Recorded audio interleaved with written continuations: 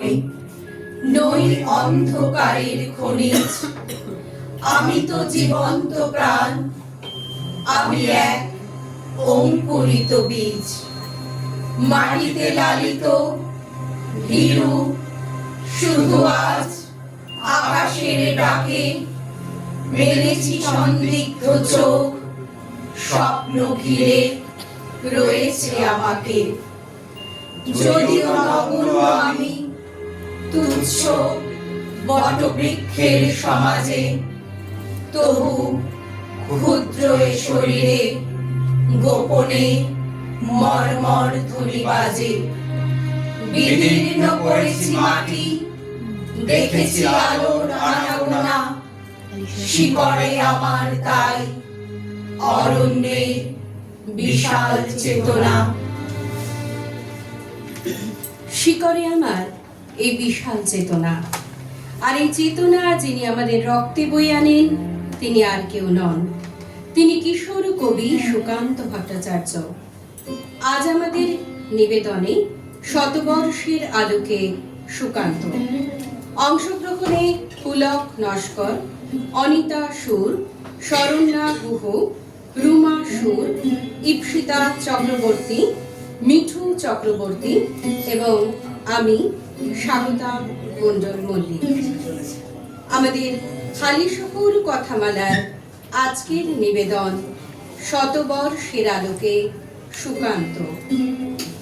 তিনি কিশোর কবি, তিনি আমাদের রক্তে 18 বছর বয়সের উদ্দীপনা যেমন এনে দেন, তেমনি কিছু মজার কবিতাও আমরা তার রচনায় পাই। মেয়েদের পদবীতে গোলমাল ভাবি, অনেকের নামে তাই দেখি বাড়াবাড়ি।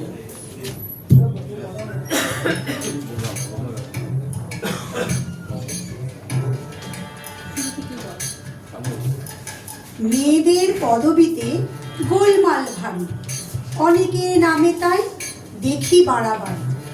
আকার অন্ত দিয়ে মহিলা গড়ার চেষ্টা হাসি, তাই ভূমিকা ছড়ার।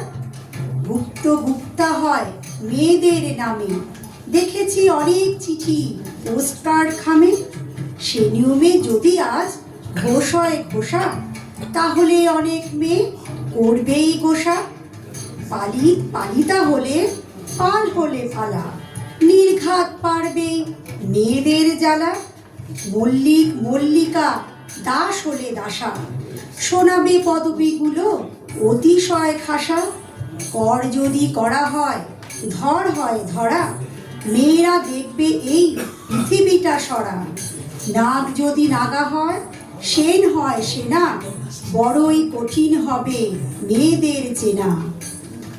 শীর্ণ শ্যামবর্ণ একটি ছেলে, বাংলাদেশের পথে ঘাটে হামেশাই এমন কত ছেলেই চোখে পড়ে। প্রতিভার কোনো বহিঃপ্রকাশ নেই, অথচ এই কিশোরী সারা বাংলাদেশে চমক লাগিয়ে দিয়েছিল আগুন ঝরানো কবিতা লিখে। সুকান্ত মশাল হয়ে জ্বলে গিয়েছিল জীবনের জয়গানকে, মানুষের জয়যাত্রার পথকে আলোকিত করতে। আমি একটা ছোট্ট দেশলাইয়ের কাঠি, এত নগণ্য হয়তো চোখেও পড়ি না, তবু যেন মুখে আমার উসখুস করছে বারুদ, বুকে আমার জ্বলে উঠবার দুরন্ত উচ্ছ্বাস। আমি একটা দেশলাইয়ের কাঠি। মনে আছে সেদিন হুলস্থুল বেঁধেছিল, ঘরের কোণে জ্বলে উঠেছিল আগুন, আমাকে অবজ্ঞা ভরে না নিভিয়ে ছুঁড়ে ফেলায়। কত ঘরকে দিয়েছি পুড়িয়ে, কত প্রাসাদকে করেছি ধূলিসাৎ। আমি একাই ছোট্ট একটা দেশলাই কাঠি।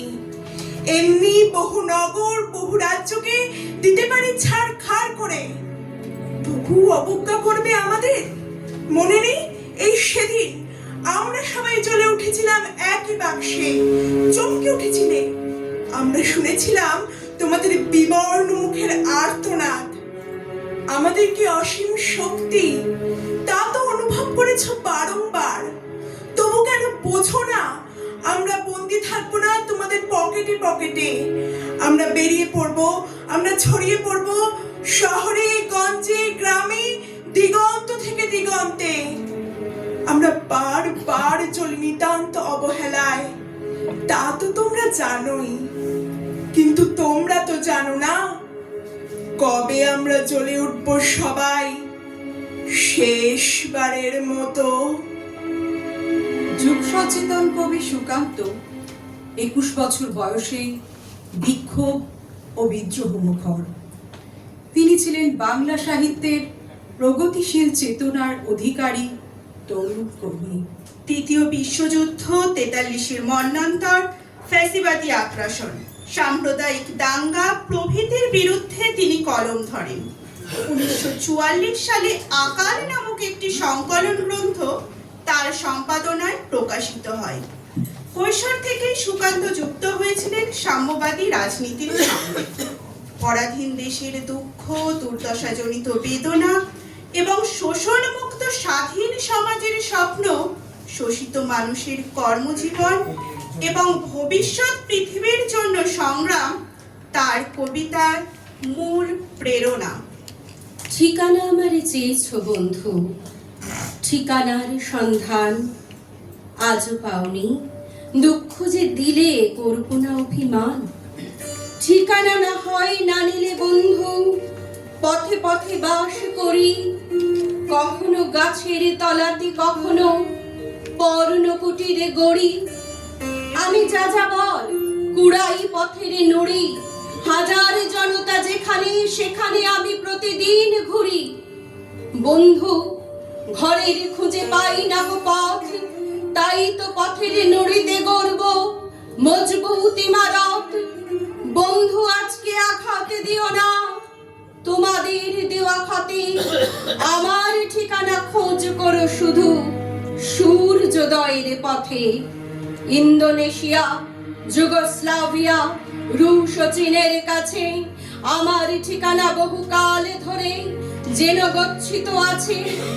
আমাকে কি তুমি খুঁজেছ কখনো সমস্ত দেশ জুড়ে, তবুও পাওনি?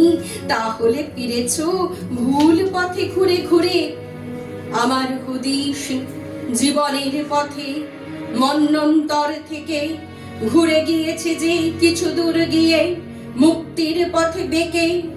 বন্ধু কুয়াশা সাবধানেই ভরে, পথ হারিও না আলোর আশায় তুমি একা ভুল করে। বন্ধু আজকে জানি অস্থির রক্ত নদীর জল, নিড়ে পাখি আর সমুদ্র চঞ্চল। বন্ধু সময় হয়েছে এখনো ঠিকানা অবজ্ঞাত। বন্ধু তোমার ভুল হয় কেন এত? আর কতদিন দু চক্ষু কচলাবে? জালিয়ানওয়ালায় যে পথের শুরু, সে পথে আমাকে পাবে। জালালাবাদের পথ ধরে ভাই ধর্মতলার পরে দেখবে ঠিকানা লেখা প্রত্যেকে ঘরে, ক্ষুব্ধ এ দেশে রক্তের অক্ষরে। বন্ধু আজকে বিদায়, দেখেছো উঠল যে হাওয়া ঝোড়ো, ঠিকানা রইল এবার মুক্ত স্বদেশেই দেখা করো। তার কলম আজও আমাদের মনে করিয়ে দেয় রানারের দুঃসহ বেদনার কথা। হয়তো সময় বদলেছে, কিন্তু আজও কি আমরা শুনতে পাই না তার অব্যক্ত যন্ত্রণার কথা? রানার রানা এই বোঝা টানা, দিন কবে শেষ হবে? রাত শেষ হয়ে সূর্য উঠবে কবে? দিন কবে শেষ হবে? ঘরেতে অভাব পৃথিবীটা তাই মনে হয় কালো ধোঁয়া, পিঠেতে টাকার বোঝা তবু এই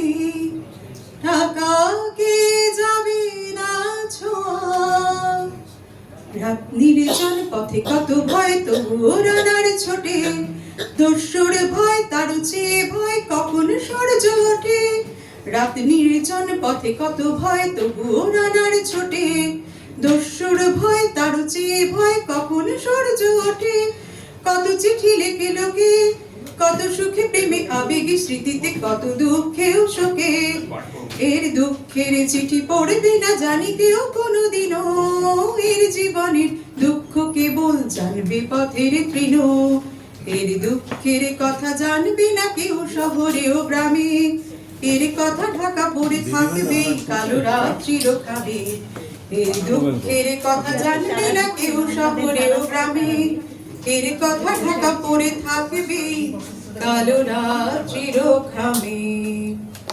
সুকান্ত সূর্যের কাছে প্রার্থনা জানিয়ে বলেছেন, হে সূর্য, শীতের সূর্য, হিমশীতল সুদীর্ঘ রাত তোমার প্রতীক্ষায় আমরা থাকি। যেমন প্রতীক্ষা করে থাকে কৃষকদের চঞ্চল চোখ ধান কাটার রোমাঞ্চকর দিনগুলির জন্যে। হে সূর্য, তুমি তো জানো আমাদের গরম কাপড়ের কত অভাব। সারা রাত খড়কুটো জ্বালিয়ে একটু কাপড়ে কান ঢেকে কত কষ্টে আমরা শীত আটকাই।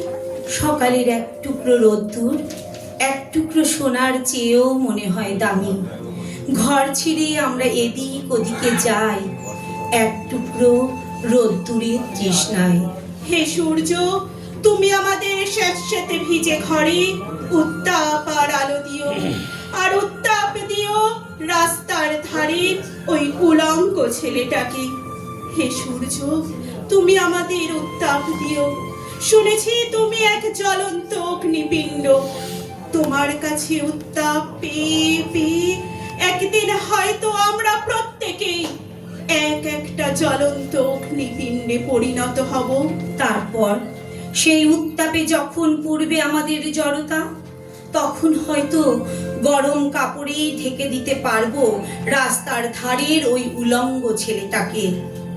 আজ কিন্তু আমরা তোমার অকৃপণ উত্তাপের প্রার্থী। এটি হয়তো কবিতা হয়ে ওঠেনি, কিন্তু অকৃত্রিম মানব প্রেমের এমন নিরাবরণ উদাহরণ বাংলা সাহিত্যে কদাচিৎ চোখে পড়ে। মানবিক চেতনায় উদ্বুদ্ধ কবি সুকান্ত ভট্টাচার্য বাংলা কাব্যধারার প্রচলিত প্রেক্ষাপটকে আমূল বদলে দিতে পেরেছিলেন। দুরারোগ্য ক্ষয়রোগে আক্রান্ত হয়ে 1947 সালের 13ই মে মাত্র 21 বছর বয়সে তিনি মৃত্যুবরণ করেন। সুকান্ত ভট্টাচার্যের জীবন মাত্র 21 বছরে, আর লেখালেখি করেন মাত্র 6-7 বছরে। সামান্য সময়ে নিজেকে মানুষের কবি হিসেবে প্রতিষ্ঠিত করে গেছেন তিনি। তার রচনা পরিসরের দিক থেকে স্বল্প, অথচ তা ব্যাপ্তির দিক থেকে সুদূর প্রসারী। আগামীর শিশুর জন্য সুন্দর পৃথিবী গড়ে তোলার স্বপ্ন চোখে এঁকে দিয়েছেন চিরতরে কিশোর কবি সুকান্ত ভট্টাচার্য। যে শিশু ভূমিষ্ঠ হলো আজ রাত্রে, তার মুখে খবর পেলুম সে পেয়েছে ছাড়পত্র এক। নতুন বিশ্বের দ্বারে তাই ব্যক্ত করে অধিকার, জন্মমাত্র সুতীব্র চিৎকারে। খর্বদেহ নিঃসহায়, তবু তার মুষ্টিবদ্ধ হাত উত্তোলিত উদ্ভাসিত কি এক দুর্বোধ্য প্রতিজ্ঞায়। সে ভাষা বোঝে না কেউ, কেউ হাসে, কেউ করে মৃদু তিরস্কার। আমি কিন্তু মনে মনে বুঝেছি সে ভাষা, পেয়েছি নতুন চিঠি আসন্ন যুগের। পরিচয়পত্র পড়ি ভূমিষ্ঠ শিশুর অস্পষ্ট কুয়াশা ভরা চোখে। এসেছে নতুন শিশু, তাকে ছেড়ে দিতে হবে স্থান। জীর্ণ পৃথিবীতে ব্যর্থ মৃত আর ধ্বংসস্তূপ পিঠে চলে যেতে হবে আমাদের। চলে যাব, তবু যতক্ষণ দেহে আছে প্রাণ, প্রাণপণে সরাবো পৃথিবীর সরাবো জঞ্জাল। এ বিশ্বকে এ শিশুর বাসযোগ্য করে যাব আমি। নবজাতকের কাছে এ আমার দৃঢ় অঙ্গীকার। অবশেষে সব কাজ সেরে আমার দেহের রক্তে নতুন শিশুকে করে যাব আশীর্বাদ। তারপর হব ইতিহাস। আমাদের আজকের নিবেদনে ছিল শতবর্ষের আলোকে সুকান্ত ভট্টাচার্য।